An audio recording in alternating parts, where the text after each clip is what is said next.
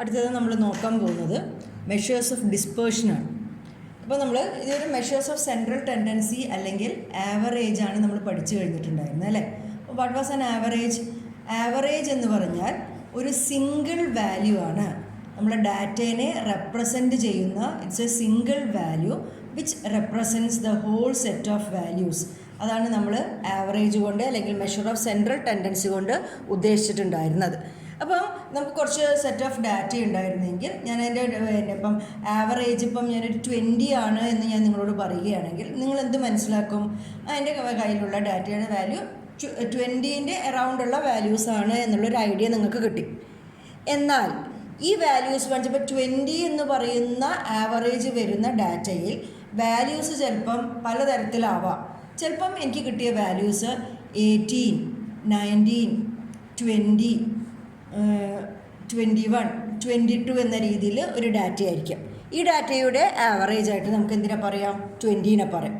നേരെ മറിച്ച് ഈ ഡാറ്റ ഇറ്റ് ക്യാൻ ബി 5, 10, 15, 20, 25, 30, 35 ഇങ്ങനൊരു ഡാറ്റയാണ് വിചാരിക്കുക. ഈ ഡാറ്റയുടെ ആവറേജ് ഇപ്പം മീഡിയനായിട്ട് പെട്ടെന്ന് നോക്കിയാൽ മീഡിയൻ പോലെ മിഡിൽ മോസ്റ്റ് ഒബ്സർവേഷനായിട്ട് നമുക്ക് 20നെ എടുക്കാം അല്ലേ. അതുമാതിരി ഇവിടെയും മിഡിൽ മോസ്റ്റ് ഒബ്സർവേഷനായിട്ട് 20നെ എടുക്കാം. മീനും ചിലപ്പോൾ 20 തന്നെയാണ് വരിക അല്ലേ. അപ്പോൾ ഇങ്ങനത്തെ ഡാറ്റയാണ് നമുക്ക് വരുന്നതെങ്കിൽ അപ്പോൾ നമ്മൾ എന്ത് പറയും? ആവറേജ് 20 ആണ്. രണ്ട് ഡാറ്റകളിലും ആവറേജ് 20 ആണ്. അപ്പം ഈ രണ്ട് ഡാറ്റകളുടെ പ്രത്യേകത എന്താണ്? ഇവിടെ 20യുടെ തൊട്ടടുത്താണ് ഇവിടുത്തെ ഡാറ്റ വാല്യൂസ് എല്ലാം കിടക്കുന്നത് അല്ലേ. അതായത് 20യോട് വളരെ അടുത്ത് കിടക്കുന്ന വാല്യൂസ്. എന്നാൽ ഈ സെറ്റ് ഓഫ് ഡാറ്റ നോക്കൂ, ഈ 20നെക്കാട്ടും കുറച്ച് ചെതറിയിട്ടാണ് വാല്യൂസ് കിടക്കുന്നത്. കുറച്ചും കൂടി സ്കാറ്റേർഡ് ആയിട്ടാണ് ഇവിടുത്തെ ഡാറ്റ വാല്യൂസ് നമുക്ക് കിടക്കുന്നത്. അപ്പോൾ ഇങ്ങനെ രണ്ട് തരത്തിലും നമുക്ക് ഡാറ്റയാവാം. അപ്പോൾ പലതരത്തിൽ ഇപ്പോൾ 20 ആണ് ആവറേജ് എന്ന് പറഞ്ഞുകൊണ്ട് മാത്രം നമുക്ക് വലിയ ഡാറ്റേനെ പറ്റിയൊരു ഐഡിയ കിട്ടും എന്നുള്ളത് വളരെ ഇമ്പോർട്ടൻ്റ് ആയ കാര്യം തന്നെയാണ്. എന്നാൽ നമ്മൾ പറയുകയാണ് എത്രത്തോളമാണ് ഡാറ്റ സ്കാറ്റേർഡ് ആയിട്ട് കിടക്കുന്നത് എന്നൊരു ഐഡിയ കൂടി നമുക്ക് കിട്ടുകയാണെങ്കിൽ നമുക്ക് ഡാറ്റയെ കുറിച്ചിട്ട് കുറച്ചും കൂടി ഒരു അറിവുണ്ടാവും അല്ലേ. അപ്പോൾ അതിന് വേണ്ടിയിട്ട് നമ്മൾ ഉപയോഗിക്കുന്ന സ്റ്റാറ്റിസ്റ്റിക്കൽ ഡിവൈസസ് ആണ് മെഷേഴ്സ് ഓഫ് ഡിസ്പേർഷൻ. ഇപ്പോൾ ഡിസ്പേർഷൻ എന്നുള്ള വാക്കൊക്കെ നമ്മൾ ഈ ലൈറ്റൊക്കെ പഠിക്കുമ്പോൾ നിങ്ങൾ പഠിച്ചിട്ടുണ്ടോ? പണ്ട് സ്കൂളിലും ഒക്കെ പഠിക്കുമ്പം നമ്മൾ ഫിസിക്സിലൊക്കെ ലൈറ്റ് ഡിസ്പേഴ്സ് ചെയ്യുക എന്ന് പറഞ്ഞിട്ടുള്ളൊരു കാര്യം പഠിച്ചിട്ട്. അതായത് ഡിസ്പേഴ്സ് ചെയ്യുക പറഞ്ഞാൽ ഇറ്റ് വിൽ സ്കാറ്റർ അല്ലേ. അപ്പോൾ സ്കാറ്റർ ചെയ്യുന്ന പോലെ ഇവിടെ ഡാറ്റ എത്രത്തോളം സ്കാറ്റേർഡ് ആയിട്ടാണ് കിടക്കുന്നത് അല്ലെങ്കിൽ എത്രത്തോളം വേരിയേഷൻസ് ആണ് ഡാറ്റയിലുള്ളത് എന്ന കാര്യം മെഷർ ചെയ്യാനുള്ള സ്റ്റാറ്റിസ്റ്റിക്കൽ ഡിവൈസസ് ആണ് എന്ത്? Measures of dispersion. What is a measure of dispersion? It is a statistical device which measures the scatteredness of the data. ഇത് മെഷർ ചെയ്യുന്നത് ഡാറ്റയുടെ സ്കാറ്റേർഡ്നെസ് ആണ്. അത് ചെതറിയിട്ട് എത്രയാണ് കിടക്കുന്നത്? സ്കാറ്റേർഡ്നെസ് ഓഫ് ദി ഡാറ്റ അല്ലെങ്കിൽ വേരിയേഷൻസ് ഇൻ എ ഡാറ്റ അത് മെഷർ ചെയ്യുന്ന ഒരു സ്റ്റാറ്റിസ്റ്റിക്കൽ ഡിവൈസിനെയാണ് ഞാൻ മെഷർ ഓഫ് ഡിസ്പേർഷൻ എന്ന് പറയാൻ പോകുന്നത്. അപ്പം ഇതിനെക്കുറിച്ചിട്ടാണ് നമ്മൾ ഇനി മുതൽ അങ്ങോട്ട് പഠിക്കാൻ പോകുന്നത്. ഈ ഐഡിയയും കൂടി കിടപ്പം ഞാൻ പറയാം ആവറേജ് 20 ആണ്, അതിൻ്റെ മെഷർ ഓഫ് ഡിസ്പേർഷൻ ഇന്ന വാല്യൂ ആണ് എന്നുകൂടി നമ്മൾ പറയുകയാണെങ്കിൽ നമുക്ക് ഡാറ്റേനെ കുറിച്ചിട്ട് എന്ത് പറയുക കുറച്ചും കൂടി ഒരു ഐഡിയ കിട്ടും. ചെറിയ മെഷർ ഓഫ് ഡിസ്പേർഷൻ ആണ്, അപ്പോൾ കുറച്ച് സ്കാറ്റേർഡ്നെസ്സിൽ അപ്പോൾ നമ്മൾ ഏകദേശം പറയാം 20ൻ്റെ ഏകദേശം അടുത്ത വാല്യൂസ് ആയിരിക്കും ഡാറ്റയിൽ ഉണ്ടാവുക.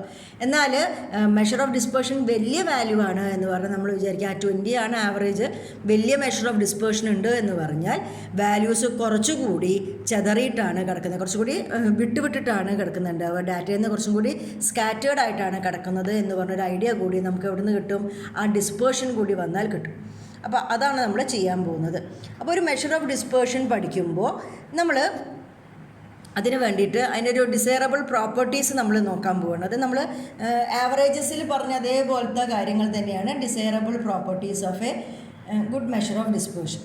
ഡിസൈറബിൾ പ്രോപ്പർട്ടീസ് നിങ്ങൾക്ക് മുമ്പ് പഠിച്ചു തന്നെയാണ്.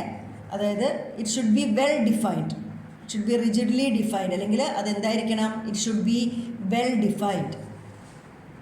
പിന്നെ നമ്മളെപ്പോഴും പ്രതീക്ഷിക്കുന്ന പോലെ it should be simple to understand and easy to calculate. Simple to understand and easy to calculate ആയിരിക്കണം. അതുമാതിരി it should be based on all observations. എല്ലാ ഒബ്സർവേഷനും കൺസിഡർ ചെയ്താലാണ് നല്ലത്.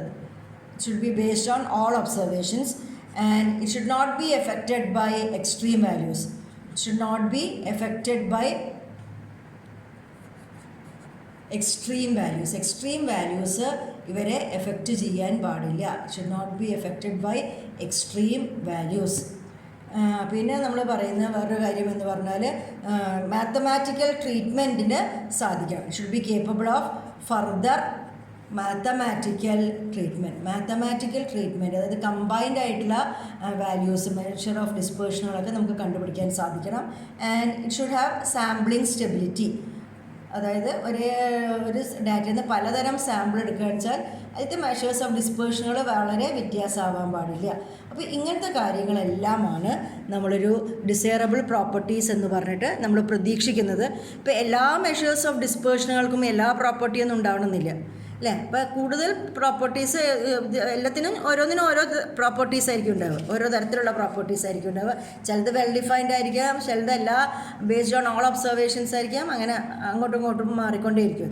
ഓക്കെ, അപ്പോൾ ഇതാണ് നല്ലൊരു മെഷർ ഓഫ് ഡിസ്പേർഷനെ കുറിച്ചിട്ട് നമ്മൾ പ്രതീക്ഷിക്കുന്ന പ്രോപ്പർട്ടീസ്. അടുത്തതായിട്ട് നമ്മൾ മെഷർ ഓഫ് ഡിസ്പേർഷൻ എന്തൊക്കെയാണെന്ന് പറയുന്നതിന് മുമ്പ് നമ്മൾ മെഷർ ഓഫ് ഡിസ്പേർഷനിൽ 2 തരത്തിലുണ്ട്. ഒരു മെഷർ ഓഫ് ഡിസ്പേർഷൻ, അത് 2 തരത്തിൽ നമുക്കതിനെ ക്ലാസിഫൈ ചെയ്യാം. It can either be an absolute measure of dispersion, അതെന്താവാം, ഒരു ആബ്സല്യൂട്ട് മെഷർ ഓഫ് ഡിസ്പേർഷൻ ആവാം, ആബ്സല്യൂട്ട് ആവാം. Or it can be a relative measure of dispersion, അങ്ങനെ 2 എണ്ണമായിട്ട് പറയും. അപ്പം measure of dispersion can either be an absolute measure of dispersion or a relative measure of dispersion. എന്താണ് absolute measure of dispersion? Absolute measure of dispersion എന്ന് പറഞ്ഞാൽ ഇപ്പം നമ്മുടെ കയ്യിൽ ഒരു സെറ്റ് ഓഫ് ഡാറ്റ ഉണ്ട് വിചാരിക്കും. അതായത് ഇപ്പോൾ ഒരു ക്ലാസ്സിലെ കുട്ടികളെ മാർക്കുകളാണ് എൻ്റെ കയ്യിലുള്ളത്, അതാണ് എൻ്റെ ഡാറ്റ. അപ്പോൾ ഒരൊറ്റ സിംഗിൾ സെറ്റ് ഡാറ്റയുടെ വേരിയേഷൻ, സിംഗിൾ സെറ്റായിട്ടുള്ള ഡാറ്റ, അതിൻ്റെ വേരിയേഷൻ മെഷർ ചെയ്യാൻ വേണ്ടിയിട്ടാണ് ഞാൻ ഉപയോഗിക്കുന്നത്, ആബ്സല്യൂട്ട് മെഷർ ഓഫ് ഡിസ്പേർഷൻ ഉപയോഗിക്കുന്നത്. അപ്പോൾ ഒരു സെറ്റായുള്ളൂ ആകെ, അവരുടെ വാല്യൂ എത്രയുണ്ട്, എത്രത്തോളം ഉണ്ട് ഡിസ്പേർഷൻ, എത്രത്തോളം ഉണ്ട് സ്കാറ്റേർഡ്നെസ് എന്നെല്ലാം മെഷർ ചെയ്യണമെങ്കിൽ ഞാൻ ഉപയോഗിച്ചാൽ മതി, ആബ്സല്യൂട്ട് മെഷർ ഓഫ് ഡിസ്പേർഷൻ ഉപയോഗിച്ചാൽ മതി. നേരെ മറിച്ച് എൻ്റെ കയ്യിൽ ഇപ്പോൾ 2 അതിലധികം സെറ്റ് ഓഫ് ഡാറ്റ ഉണ്ട് വിചാരിക്കും. അതായത് ഇപ്പം 2 ക്ലാസ്സിലത്തെ കുട്ടികളെ മാർക്ക് ഉണ്ടാവാം, ചിലപ്പോൾ ഒരു BCA കുട്ടികളുടെ മാർക്ക് ഉണ്ടാവാം, ഒരു BCom കുട്ടികളുടെ മാർക്കുകൾ എനിക്കുണ്ടാവാം. അപ്പോൾ എനിക്ക് നോക്കണം, കമ്പയർ ചെയ്യണം ഏത് സെറ്റിനാണ് കൂടുതൽ ഡിസ്പേർഷൻ ഉള്ളത്, അല്ലെങ്കിൽ ഏത് സെറ്റിലാണ് ഡിസ്പേർഷൻ വേരിയേഷൻസ് കുറവുള്ളത്. അങ്ങനത്തെ വേരിയേഷൻ കുറവുള്ള ഡാറ്റയിൽ നമ്മൾ എന്ത് പറയും, കൺസിസ്റ്റൻ്റ് എന്ന് പറയും. വലിയ മാറ്റങ്ങളൊന്നും ഇല്ലാത്ത, വ്യത്യാസങ്ങളൊന്നും ഇല്ലാത്ത ഡാറ്റയിൽ നമ്മൾ പറയും കൺസിസ്റ്റൻ്റ്. അപ്പോൾ അങ്ങനെയുള്ള കമ്പാരിസൺ നടത്താൻ വേണ്ടിയിട്ടാണ് ഞാൻ ഉപയോഗിക്കുന്നത്, റിലേറ്റീവ് മെഷർ ഓഫ് ഡിസ്പേർഷൻ ഉപയോഗിക്കുന്നത്. അപ്പം ആബ്സല്യൂട്ട് മെഷർ ഓഫ് ഡിസ്പേർഷൻ ഉപയോഗിക്കുന്നത് സാധാരണ ഒരൊറ്റ സെറ്റ് ഓഫ് ഡാറ്റയെ നമ്മളെ കയ്യിലുള്ളൂ. ഇപ്പോൾ നമ്മൾ marks of students, class, heights of student, wages of workers, അങ്ങനെ പറഞ്ഞാൽ ഒരൊറ്റ സെറ്റ് ഓഫ് ഡാറ്റയേ ഉള്ളെങ്കിൽ ആബ്സല്യൂട്ട് മെഷർ. 2 അതിൽ അധികം സെറ്റ് ഓഫ് ഡാറ്റയുണ്ട്, അപ്പോൾ നമുക്ക് കമ്പയർ ചെയ്യണം ആരുടെ ഡിസ്പേർഷനാണ് കൂടുതൽ, അപ്പോൾ നമ്മൾ ഉപയോഗിക്കുന്നതാണ് റിലേറ്റീവ് മെഷർ ഓഫ് ഡിസ്പേർഷൻ. അപ്പോൾ ആദ്യം ഇത് 2 നമ്മൾ ഓർമ്മിച്ച് വയ്ക്കുക. ഇനി നമ്മൾ ഏതൊക്കെയാണ് ഡിഫറെൻറ്റ് മെഷേഴ്സ് ഓഫ് ഡിസ്പേർഷൻ എന്ന് നമുക്ക് നോക്കാം. അപ്പോൾ നമ്മൾ ഡിഫറെൻറ്റ് മെഷേഴ്സ് ഓഫ് ഡിസ്പേർഷൻ നമ്മൾ നോക്കുമ്പോൾ ഏതൊക്കെയാണ് നമ്മൾ ആബ്സല്യൂട്ട് മെഷേഴ്സ് ഓഫ് ഡിസ്പേർഷൻ എന്ന് ആദ്യം നോക്കാം. ആബ്സല്യൂട്ട് മെഷർ 1 ഇസ് റേഞ്ചാണ്. രണ്ടാമത്തത് ക്വാർട്ടൈൽ ഡീവിയേഷൻ, നമ്മൾ QD എന്ന് പറയുന്നു. മൂന്നാമതായിട്ട് മീൻ ഡീവിയേഷൻ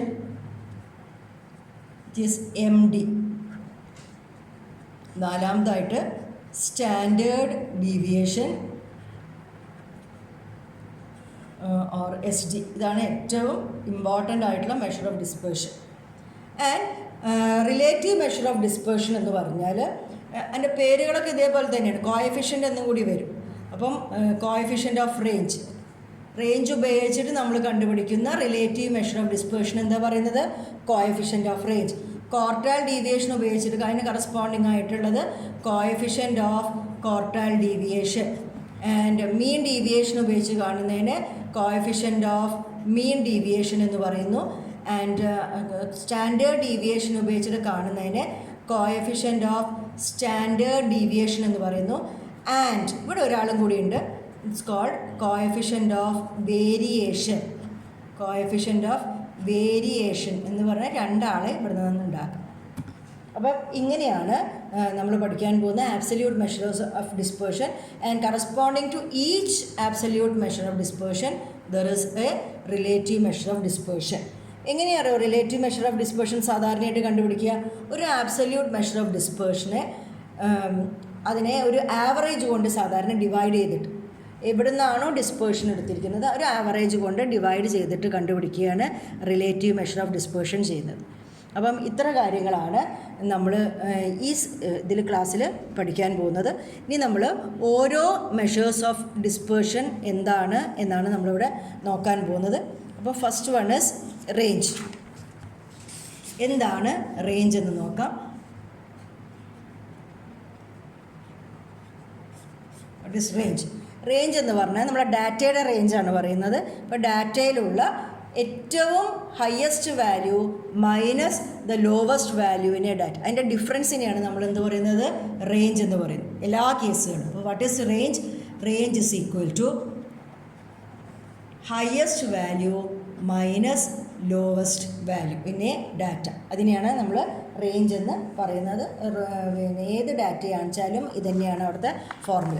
അപ്പോൾ റേഞ്ച് പറഞ്ഞാൽ നമ്മൾ ഉടനെ തന്നെ ഇത് അബ്സല്യൂട്ട് മെഷറാണ് അല്ലേ, അതിന് കറസ്പോണ്ടിങ് ആയിട്ടുള്ള റിലേറ്റീവ് മെഷർ എന്ന് പറയും. It's called coefficient of range. അപ്പോൾ കമ്പയർ ചെയ്യണമെന്നൊക്കെ പറയുമ്പോൾ നമ്മൾ coefficient of range ആകാണ്.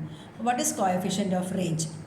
Coefficient of range is equal to H minus L divided by H plus L. ഇതാണ് കോഎഫിഷ്യൻ്റ് ഓഫ് റേഞ്ചിന് വേണ്ടിയിട്ടുള്ള formula. It is H range. First ഇത് range.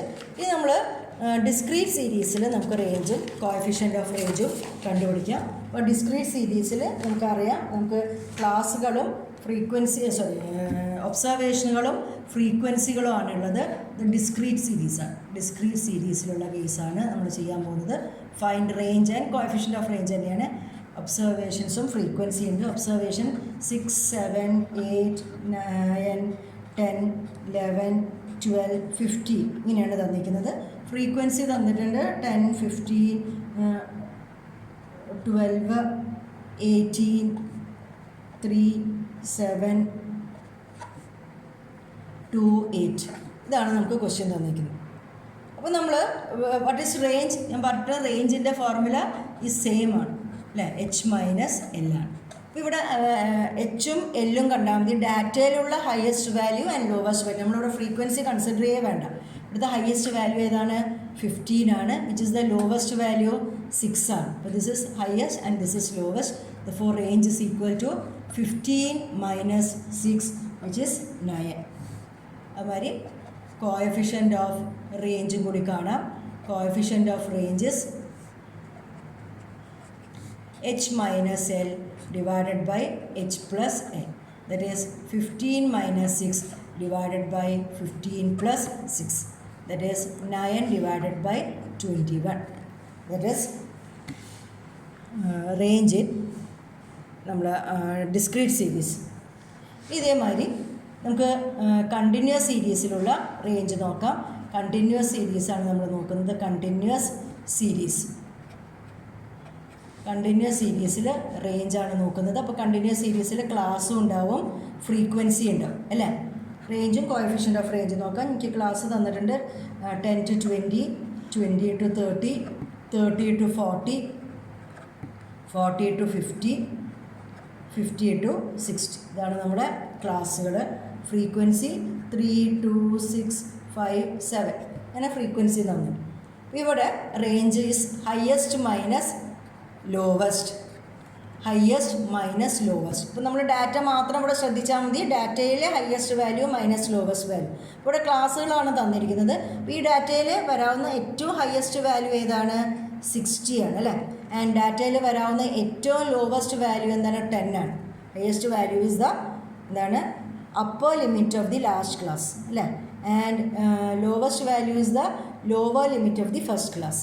അപ്പോൾ this is 60 minus 10 which is equal to 50. ഇപ്പോൾ ഡാറ്റയുടെ range എന്താണ്? 50 ആണ്. അപ്പോൾ അടുത്തതായിട്ട് കോഎഫിഷ്യൻ്റ് ഓഫ് റേഞ്ച് ആണ്. Coefficient of range which is equal to h minus L divided by h plus L. which is 60 minus 10 divided by 60 plus 10, which is equal to 50 divided by 70, which is equal to 5 by 7. അപ്പോൾ ഇങ്ങനെയാണ് നമ്മളിവിടെ range കണ്ടുപിടിക്കുന്നത്. ഇനി നമുക്ക് റേഞ്ചിൻ്റെ merits and demerits നോക്കാം അല്ലേ. റേഞ്ചിൻ്റെ merit എന്തൊക്കെയാണ്? It is simple to calculate and easy to understand. വളരെ സിമ്പിളായിട്ടുള്ളതാണ്. ആൻഡ് സാധാരണ ഇതിൻ്റെയൊക്കെ പിന്നെ അപ്ലിക്കേഷനൊക്കെ വരുന്നത് ഇപ്പോൾ നമ്മൾ വെതറൊക്കെ നോക്കുമ്പോൾ ഹയസ്റ്റ് ടെമ്പറേച്ചർ, ലോവസ്റ്റ് ടെമ്പറേച്ചർ, അപ്പോൾ ടെമ്പറേച്ചറിൻ്റെ റേഞ്ച് എന്താണ്, മെഡിക്കൽ ഫീൽഡിൽ ഇപ്പോൾ പ്രഷറിൻ്റെ അല്ലേ അങ്ങനത്തെ ഡിഫറൻസുകൾ, അപ്പോൾ അങ്ങനത്തെയുള്ള റേഞ്ചുകൾ കണ്ടുപിടിക്കാനൊക്കെ ശരിക്കും ഇത് വളരെ സിമ്പിളാണെന്ന് വെച്ചാലും അതിന് അപ്ലിക്കേഷൻസ് അങ്ങനത്തെ ഫീൽഡുകളിലൊക്കെയാണ്. പിന്നെ ഡീമെറിറ്റ്സ് എന്ന് പറഞ്ഞാൽ എല്ലാ ഒബ്സർവേഷനും നമ്മൾ കൺസിഡർ ചെയ്യുന്നുണ്ടോ? ഇല്ല. നമ്മൾ ഹയസ്റ്റിനെയും ലോവസ്റ്റിനെയും മാത്രമേ നോക്കുകയുള്ളൂ. It's not based on all observation. And ഇതിന് തീരെ സാമ്പിളിംഗ് സ്റ്റെബിലിറ്റി ഉണ്ടാവില്ല.